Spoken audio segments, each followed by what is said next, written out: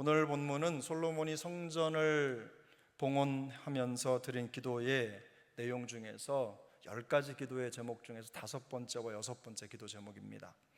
특별히 이 기도는 개인이나 국가가 자연과 같은 혹은 전쟁과 같은 큰 재난으로 인해서 어려움을 당하는 상황을 전제하고 기도합니다.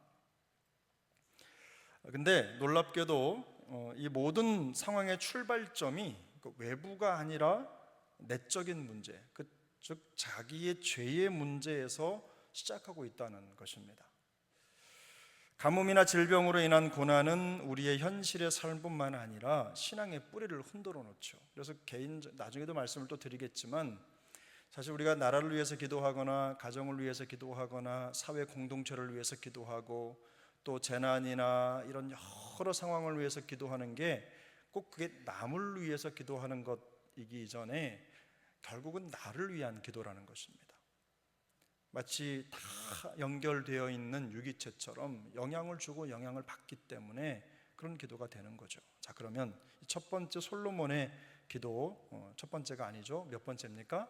다섯 번째 기도 제목은 무엇입니까? 솔로몬은 가뭄 속에서 있는 백성들이 이거죠. 회개하고 돌아오면, 그래서 하나님 앞에 기도하면 그들에게 마땅히 행할 길을 가르쳐 주시고 비를 달라고 기도합니다. 마땅히 행할 길을 가르쳐 주시고 비를 주시옵소서. 성경의 내용은 바꿔 적혀 있죠. 비를 주시고 마땅히 행할 길을 가르쳐 달라고 기도하고 있어요.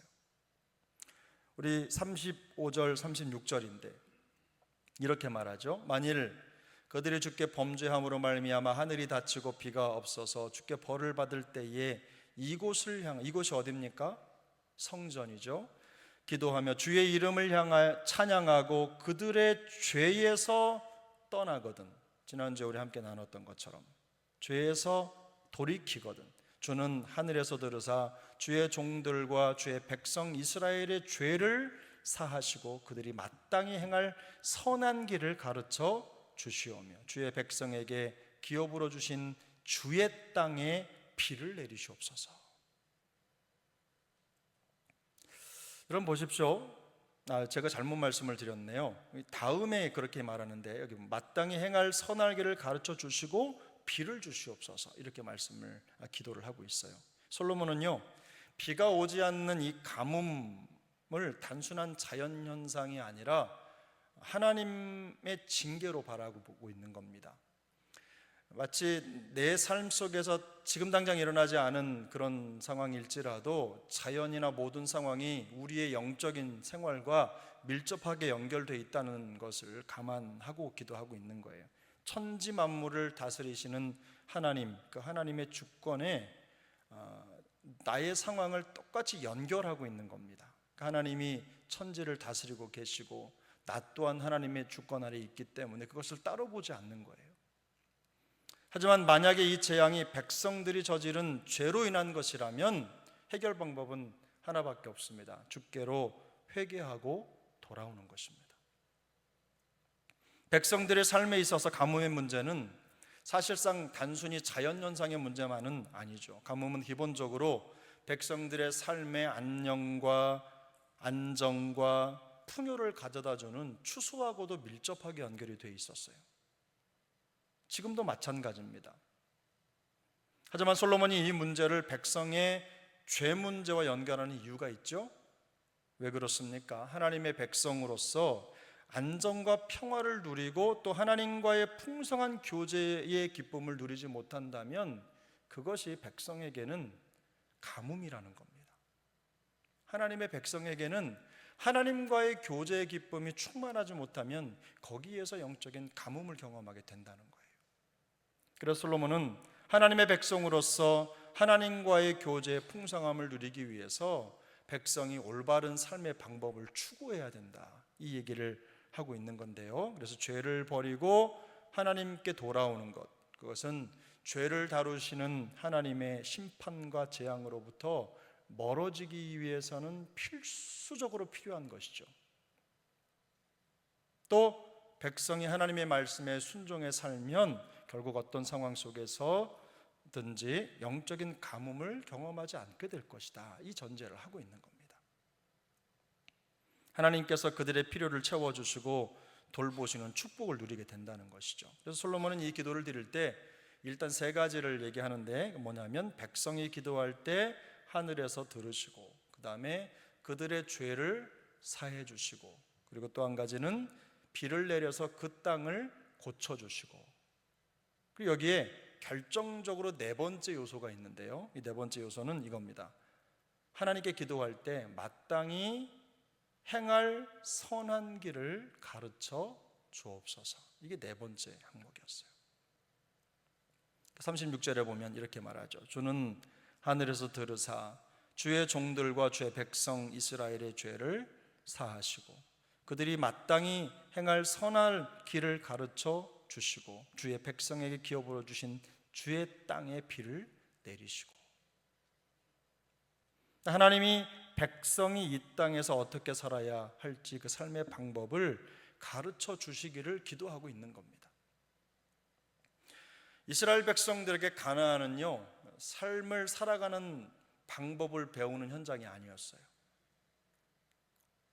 어떻게 해서든지 그 땅의 문화, 그 땅의 흐름을 멀리해야 되는 숙제가 백성들에게 있었던 겁니다. 그래서 이스라엘 백성들이 살아가는 삶의 방법을 어디에서 배워요? 하나님의 말씀에서 배웠던 겁니다. 그걸 얘기하고 있는 거예요. 그래서 단지 이 기도는요, 가뭄을 해결할 수 있는 해결하는 비를 내려달라는 기도가 아니라 그런 위기 순간에 하나님의 백성으로서 어떻게 살아야 하는지에 대한 기도를 드리고 있는 거예요. 간절하게 하나님을 찾는 거죠. 하나님의 백성이 하나님이 주신 땅에서 번성하며 풍성한 삶을 살아갈 수 있는 길은 하나님이 가르쳐 주신 마땅히 행할 선한 길을 따라가는 거예요. 이게 바로 하나님의 백성이 영적인 가뭄을 피할 수 있는 길이라고 말씀하고 있는 것입니다. 세상이 아무리 세상의 방법을 요구한다고 하더라도 사실 우리가 이 땅에 살아가는 동안 사실 우리의 심령을 지키는 방법은 바로 다른 데 있는 게 아니라 하나님의 말씀에 있습니다. 여러분 이거 믿으시죠? 확신하시죠? 그래서 우리 그리스도인들은 거기에서 답을 찾아야 되는 거예요. 또 여섯 번째 기도 제목은 무엇입니까? 그 다음으로 나와 있는 솔로몬은 어떤 사람이든지 자기 마음의 재앙을 깨닫고 성전을 향하여 손을 펴고 기도할 때 하나님 들어주시옵소서 이렇게 기도합니다. 누구든지 손을 펴서 기도할 때, 여러분 38절을 같이 읽겠습니다. 시작. 한 사람이나 혹 주의 온 백성 이스라엘이 다 각자 자기의 마음의 재앙을 깨닫고 이 성전을 향하여 손을 펴고 무슨 기도나 무슨 간구를 하거든 그랬죠. 그 다음에 39절에 똑같이 반복이 되죠. 36절에 했던 것처럼 주는 계신 곳에서 들으시고 계신 곳 하늘에서 들으시고 사하시며 마음을 아시오니 행위대로 행하사 갚으시고 주만홀로 사람의 마음을 다 아시니까 주님 이루어 주시옵소서 이런 기도를 드리잖아요. 근데 이 38절 앞에 보면 이 솔로몬의 기도의 확장이 어떻게 이루어지냐면 기근이나 전염병이나 곡식이 시들거나 깐부기가 나타나거나 메뚜기나 황충이 나거나 또 적국이 와서 성읍을 황폐하게 만들거나, 이게 뭐냐면 국가적인 문제입니다. 국가적인 문제예요. 전쟁, 기근 이런 것들은 개인이 만들어서 대처할 수 있는 일들이 아니잖아요. 전 국가적인 문제를 지적하고 있는데 놀랍게도 그 말을 하고 막론하고 그런 다음에 18절에서 보면 한 사람이나 혹은 주의 온 백성 이스라엘이 다 각각 자기의 마음의 재앙을 깨닫고 라고 말하죠. 무슨 말입니까? 국가적이고 또 넓은 의미에서 전 우주적인 이런 문제점들을 바라보면서 어떻게 하라고요? 이 문제의 근원이 바로 나로부터 시작되고 있다는 인식이 있어야 된다는 겁니다. 개인의 삶에도 지대한 영향을 미치는 문제인 거죠. 이런 일들이. 그렇기 때문에 이런 상황이 결국은 나의 기도가 필요한 상황이라는 것을 깨달아야 된다는 거예요.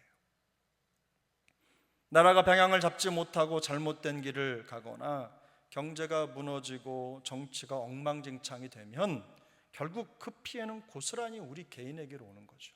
그래서 나라를 위한 기도가요, 다른 사람을 위한 기도가 아니에요. 기도해 주는 게 아니라 사실은 우리 자신을 위해 기도하는 거하고 똑같은 겁니다.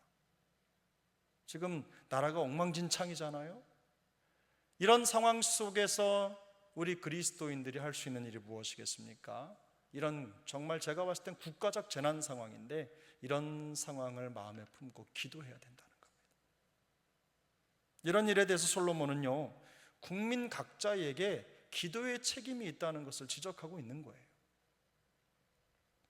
나라와 사회에 임한 전 국가적인 재앙이나 어려움을 각각 자기의 마음의 재앙으로 깨닫고 마음을 다해 합심으로 기도해야 된다는 것입니다. 우리 교회만 해도 그렇잖아요. 우리 교회에 일어나고 있는 이런저런 일들을 생각해 보면 어디 개인의 문제가 있습니까? 개인의 문제가 없어요. 출발은 개인의 문제인 것 같은데 결국은 교회의 문제로, 교계의 문제로, 나라 문제로 퍼뜨리는 거예요.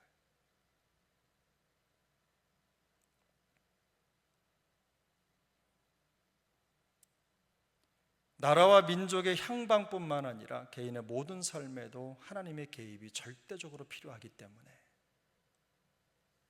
우리가 같은 마음을 가지고 기도해야 되는 것입니다.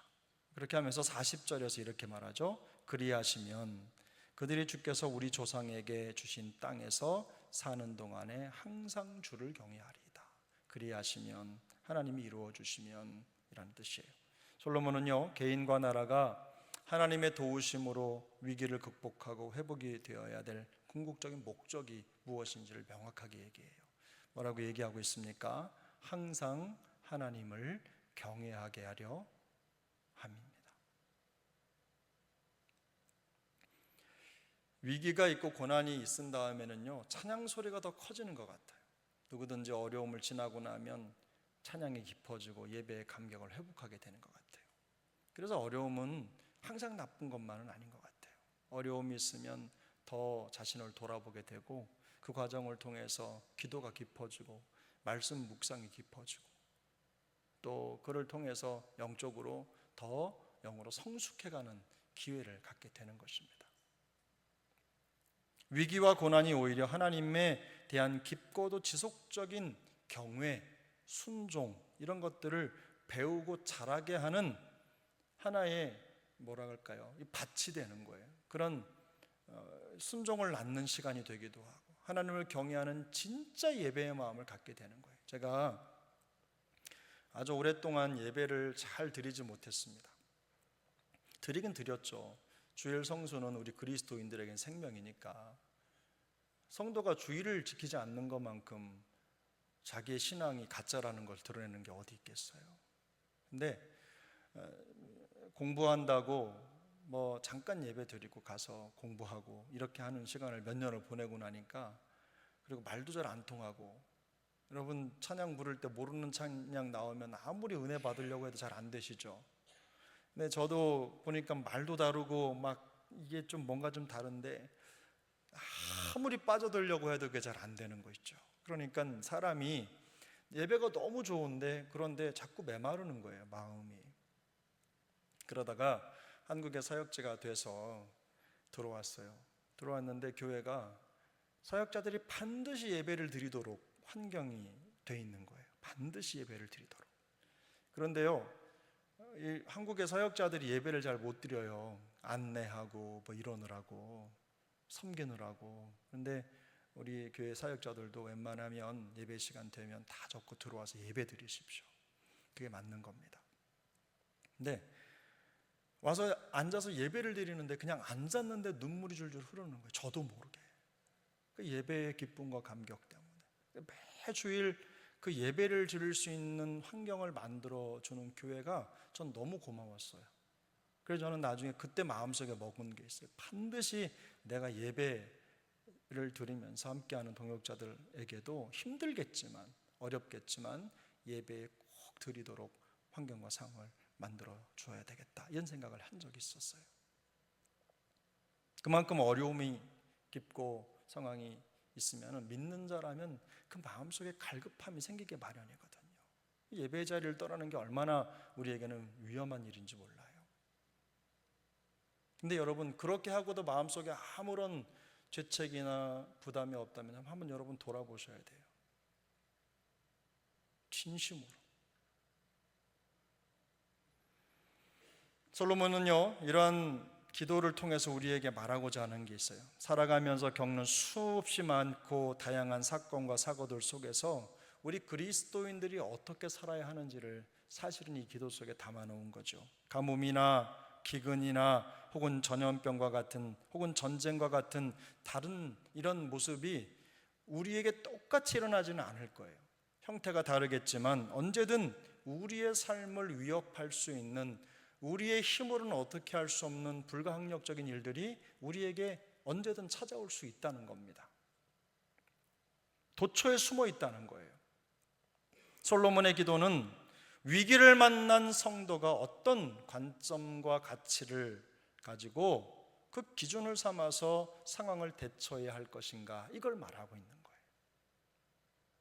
다시 말해서 위기나 위협의 시간이 하나님 앞에서 우리의 믿음과 신앙의 태도를 돌보는 기회가 되도록 해야 된다는 것입니다. 솔로몬의 표현 중에 특별히 우리가 주목해야 될 게 있어요. 우리 38절 우리 다 같이 읽겠습니다. 38절 시작. 한 사람이나 혹 주의 온 백성 이스라엘이 다 각각 자기의 마음에 재앙을 깨닫고 이 성전을 향하여 손을 펴고 무슨 기도나 무슨 간구를 하거든.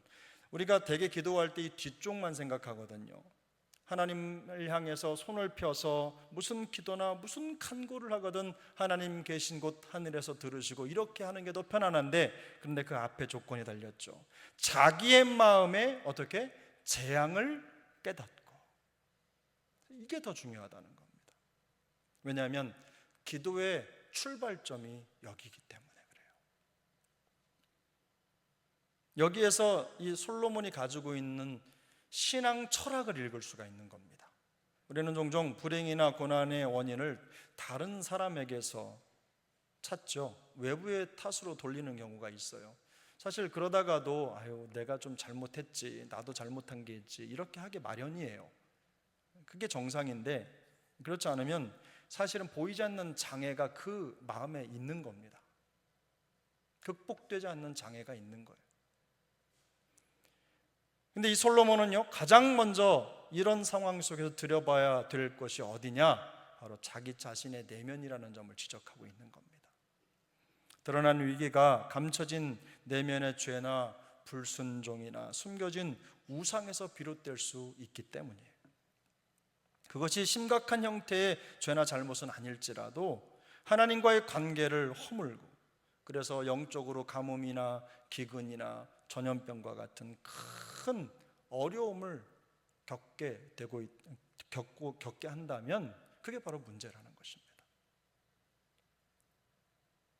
그래서 결론적으로 우리가 겪고 있는 일련의 일들을 우리가 신앙의 눈으로 재해석하는 능력이 필요한 겁니다. 우리 그리스도인들은요, 삶의 현상을 그대로 보는 게 아니라 해석을 해야 되는 거예요. 우리에게 주어진 환경에서 우리가 성경을 볼 때 성경 속에 지금부터 수천 년 전에 일어났던 일들을 우리 현장의 지금의 상황으로 해석을 하잖아요. 그런 것처럼 우리에게 주어진 상황들을 믿음의 눈으로, 신앙의 눈으로 해석하는 거예요.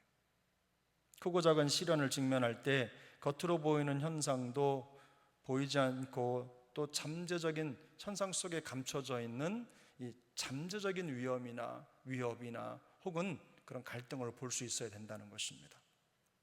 어려움이 있더라도 또 그것으로 우리가 하나님께 더 가까이 나아가는 기회가 될 수 있다면 괜찮습니다.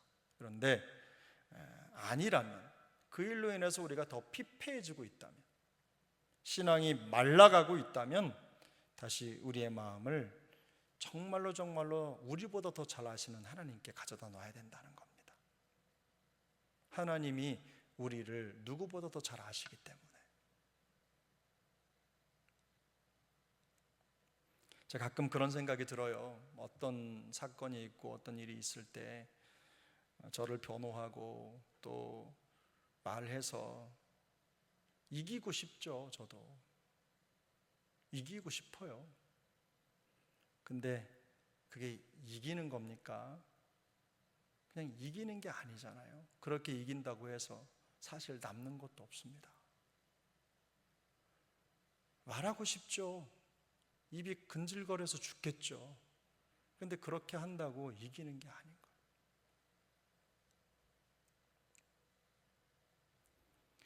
무조건 그냥 목사는 죄인이더라고요. 결과적으로 가보면 다 잘못한 거예요, 목사가. 그렇더라고요. 우리 믿는 자들도 그렇잖아요. 어디 나가면 어떤 시시비비를 가려야 될 때 따지고 싶은데 결국 꼭 돌아오는 건 믿는 사람이 그렇게 해도 되겠냐? 이렇게 말하고. 그러다 보니까 꼭 믿는 자가 죄인이 되는 거. 믿는 자가 그렇게 해도 되겠냐?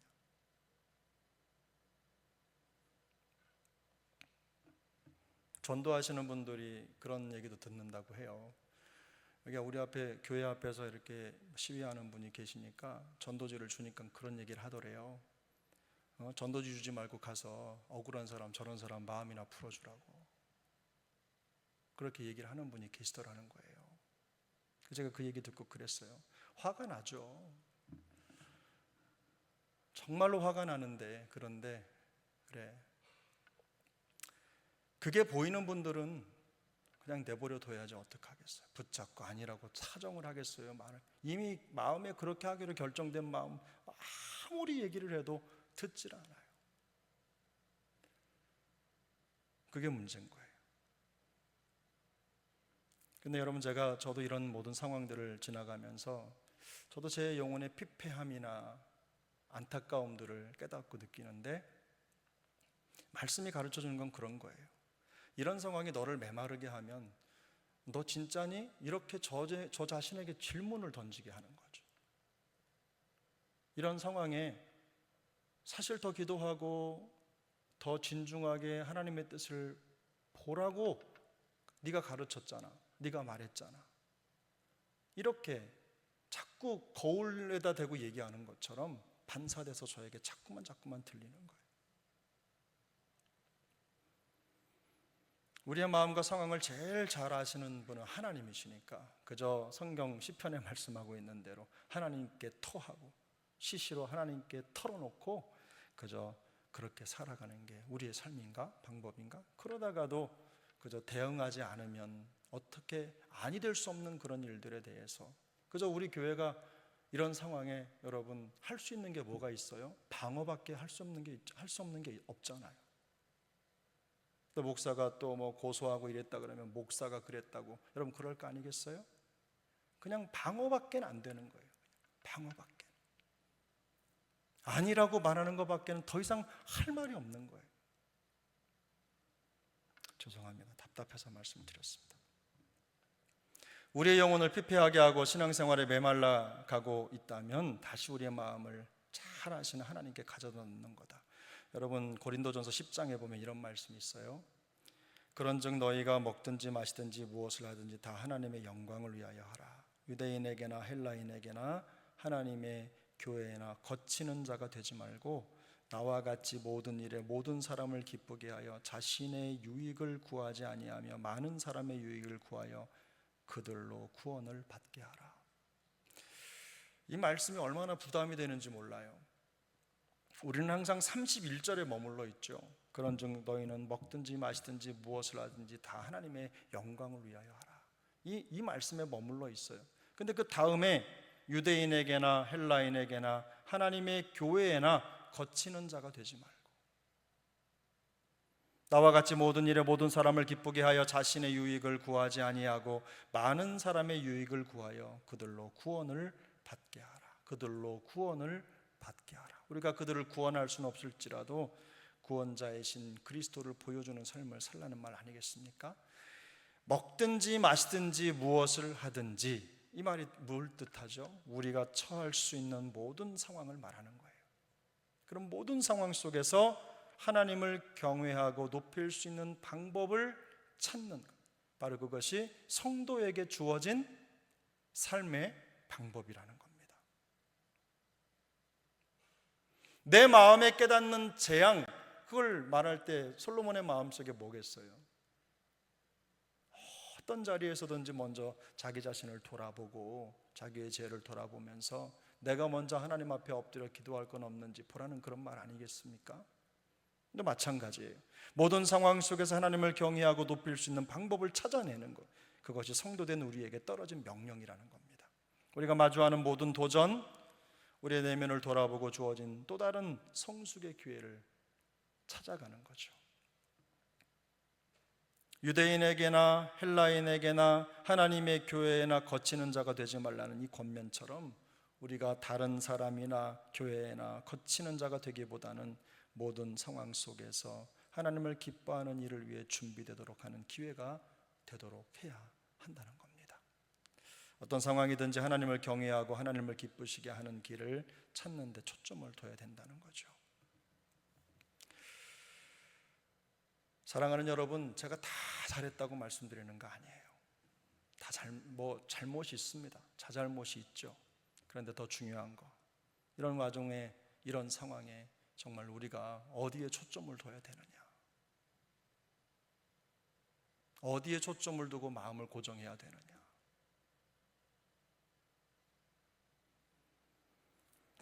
마치 그냥 고양이한테 생선을 맡긴 것처럼 뭐만 하나 떨어지면 자꾸 마음이 움직이면요, 그 좋은 믿음 아닙니다, 여러분.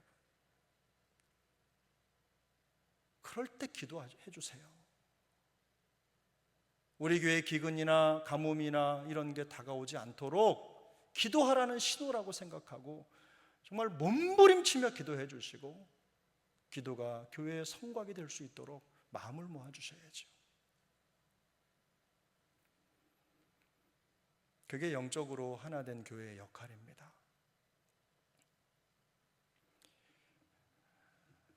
완전한 상황에서 점도 없고 흠도 없는 사역자로서 서면 얼마나 좋겠습니까? 그러나 그렇지 못할지라도 여러분, 우리 교회가 더 견고하게 서는데 마음을 두시고 우리 교회의 진정으로 가뭄이나 혹은 기근이나 전염병 같은 그런 일들이 휘몰아치지 않도록 여러분 기도하셔야 됩니다. 요즘에 피부병, 무슨 홍마라고 합니까? 홍역, 이런 것들이 교회에 와가지고 교회 예배 못 드리는 거 아닙니다. 쓸데없는 생각, 이런 것들이 마음속에 전염병처럼 퍼지니까 하나님 앞에서 은혜 받지 못하고 자꾸 무너지는 거예요. 제가 흔히 하는 말로 어떻게 해서든지 믿음의 자리를 지켜라, 은혜의 자리를 지켜라, 이게 괜히 하는 말이 아니거든요. 목사 아니라 목사, 할아버지 아니라 고조 할아버지라도 은혜의 자리를 떠나면요, 금방 시험에 들 수밖에 없어요. 사명의 자리를 지킬 수 없습니다. 우리 모두가 다 여러분 그런 마음으로 하나가 됐으면 좋겠습니다. 사랑하는 동역자 여러분, 우리가 함께 기도하면서 주님의 몸된 교회를 힘있게 지켜나갈 수 있기를 축복합니다. 오늘 이 애낙고래가 그런 자리입니다. 제가 기도 문자를 계속 보내다가 애낙고래 모이자 이렇게 말씀을 드린 이유도 그거예요. 같이 이곳에서 다 꺼내놓을 수는 없지만 죄송합니다. 저만 말할 수 있는 자리가 되어서, 하지만 우리가 기도 제목을 함께 나누고 교회를 세워가는데 같은 마음을, 적어도 애낙골에 오신 여러분들이 같은 마음으로 함께 해주시길 바라는 마음이 간절합니다.